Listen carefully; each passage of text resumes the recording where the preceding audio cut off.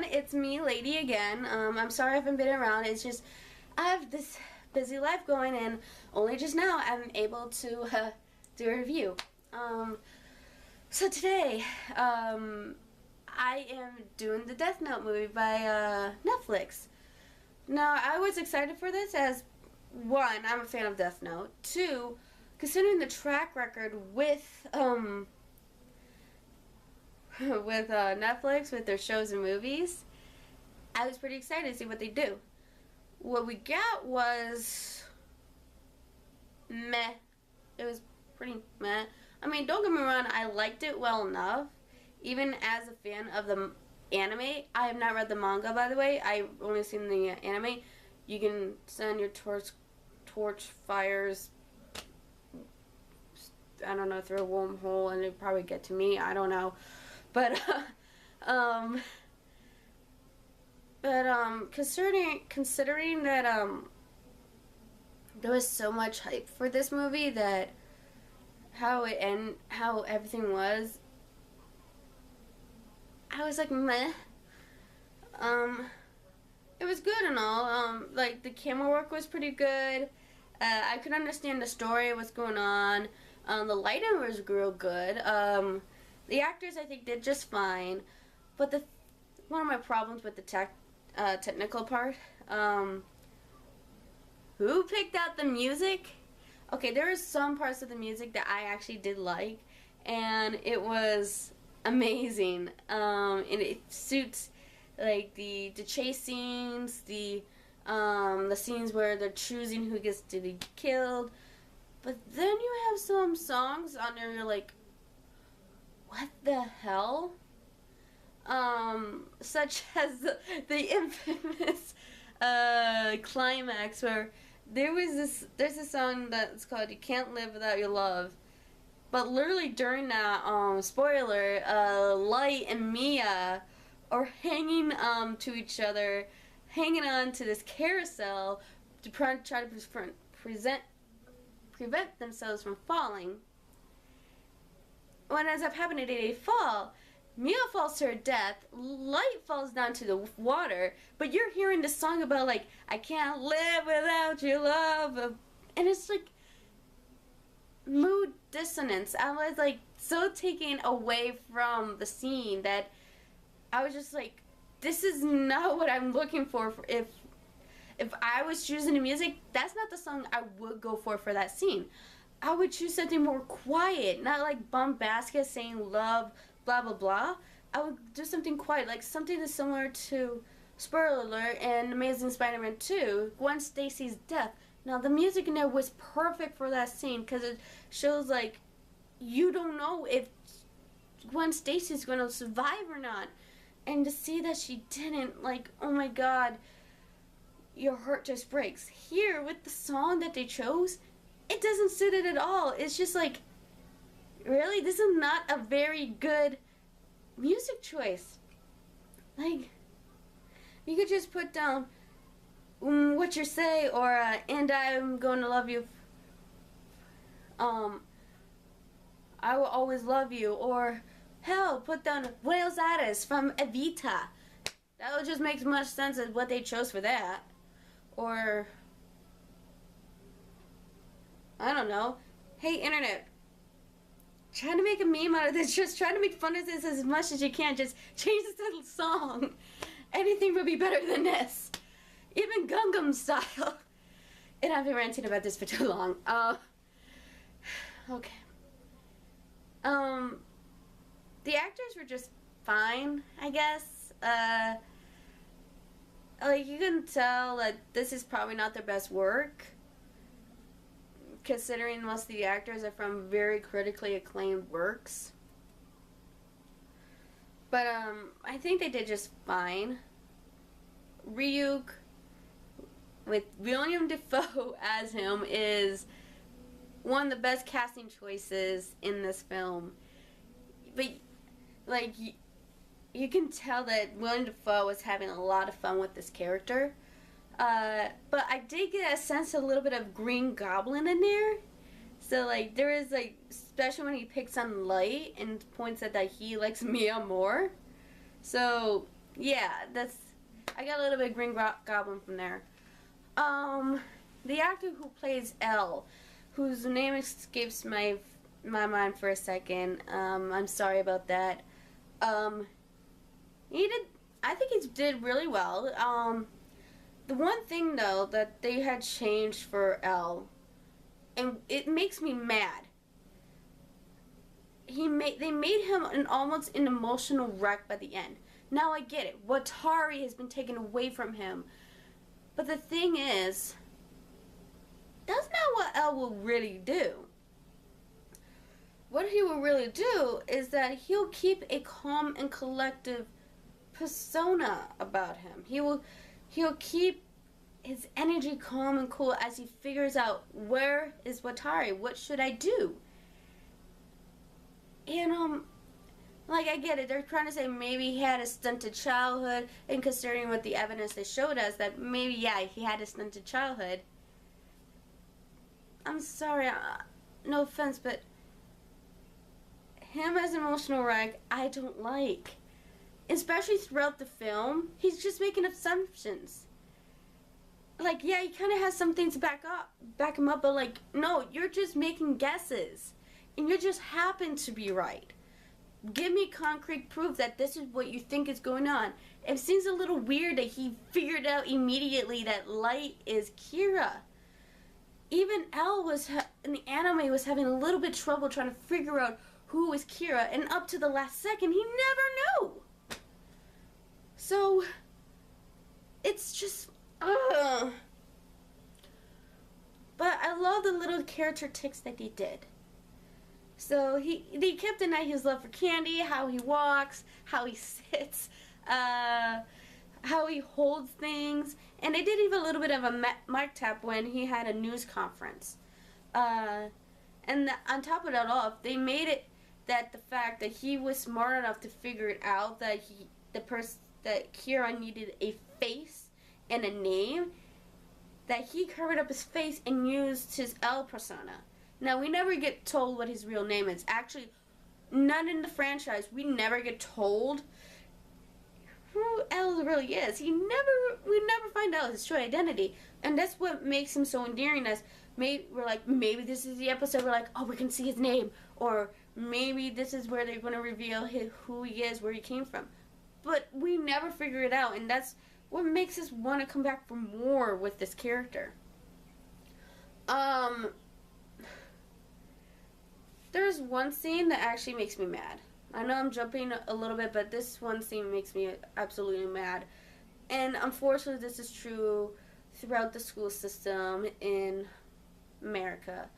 The principal punishing Light for having these tests and quizzes and homework that he does for other people to get paid, when in fact he should be going after the bully who basically assaulted him on school grounds and caused him possibly have a concussion, caused him a black eye to the point he had an ice pack on his face, and he was found on the ground by a teacher. To the point that even Mia, who is, spoiler alert, the sociopath in this film, had enough sense to go get medical help. But the principal's like, nope, I'm going to punish you. You get a detention for the day. I'm not going to talk to you about this bullying incident that you were trying to stop. Yeah. That's what how Light got that black eye. He was trying to stop a bullying incident. And concerning also that the bully is 2 years older than him, and concerning that maybe Light is about 17 or 18 around there, the bully was around 19 and 20. Technically a legal adult. And he was held back 2 years, and he's still picking on these kids, even though he could get in trouble and face jail time for this. And the principal does nothing. The principal does nothing, blames everything on Light. And unfortunately, that is something that happens across America. And one, we need to put the stop to that. And two, this is not helping portray the adults here as well. Like, there are some parts I was just wondering, like, why are the adults jackasses? But the only saving grace was Light's dad.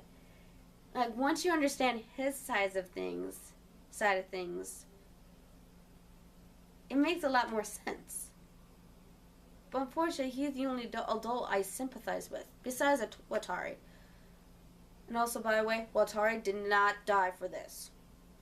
That is all.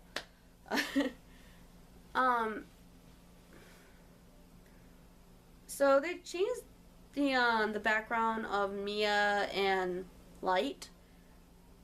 So Light has Mia's backstory, except his father's alive, obviously, and he has no sister. And Mia has Light's backstory, except Light is still technically a genius, has a dad, and his dad is still a cop. But shoot, how do I explain this? But Mia is the more crazier one. She's the sociopath. She goes behind Light's back and she attempted to kill him with the death note, just to warn you guys. But yeah. They did really clever use of foreshadowing at times. I'm not going to point them out as it's very difficult to explain from my end. But if you just see the movie, you could probably tell, okay, that's foreshadowing, that's foreshadowing. What else? What else is there? Oh yeah, the climax. So the climax was very interesting. I liked the effects. The acting was like, actually, yeah, I can actually see these two teenagers who are in this situation would act like this. The only problem I'm having with this is the music. The music is not appropriate for this scene. Who has ever been choosing the music? I'm sorry. Next time when you do a film like this, don't choose something similar. So, like, they're literally falling to their death. Well, yeah. But that song is not appropriate for this. If I was choosing music, I would choose something a little quieter.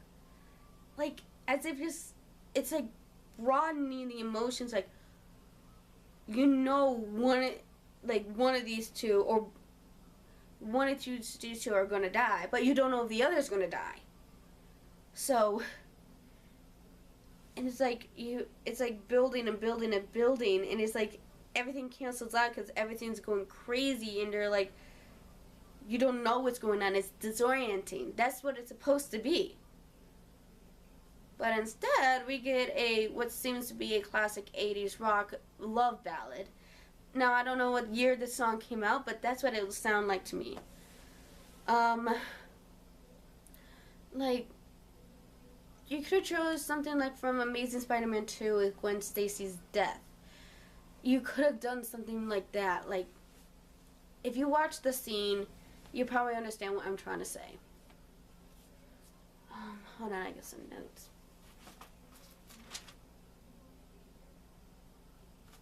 What the heck? Al? Boy, you've been writing this in my... I told you I'm not going to talk about that movie yet. That's the next one. Jesus. She's already... Sorry, Al gave me the wrong notes. Let's see if I get the right one. Oh, here we are. Here we are. Okay. So, Light in the movie actually makes a really good point about something.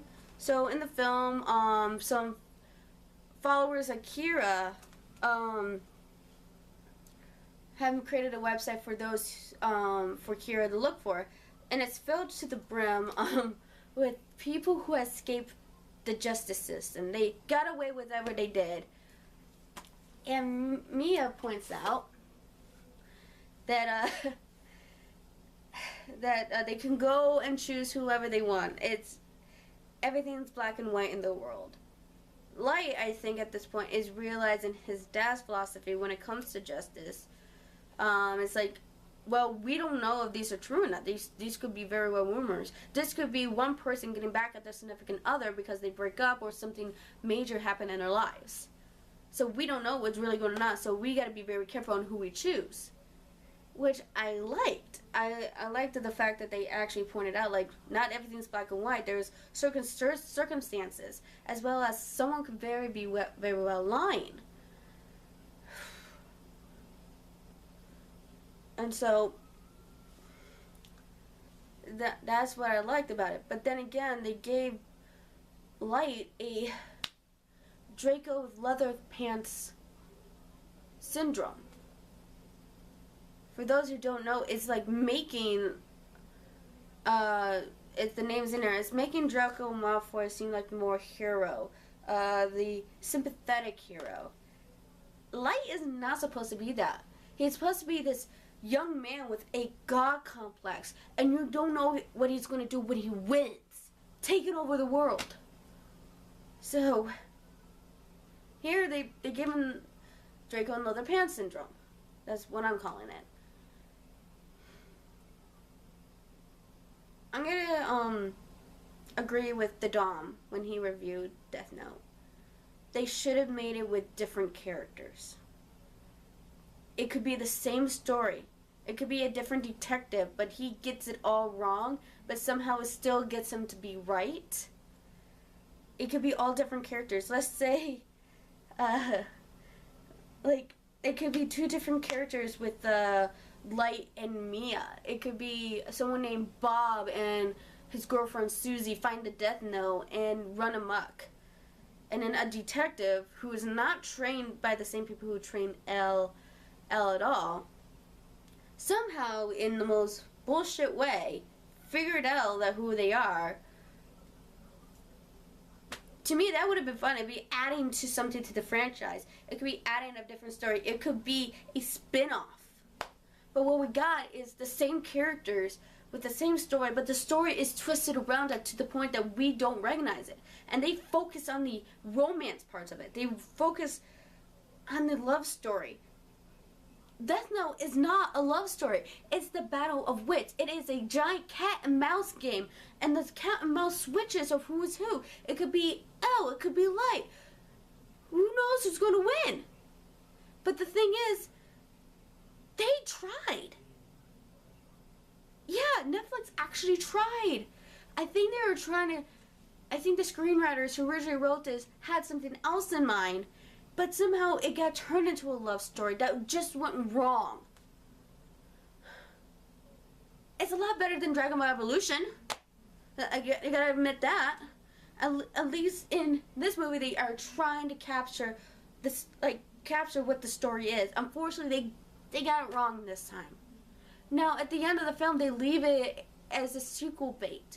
Now, I don't know if this got enough people to say, hey, we want a sequel. To me, this is going to be a meh. This is, if I had to rate this, this would be a 2.5 out of 5. I'm Lady of the Movies. See y'all later.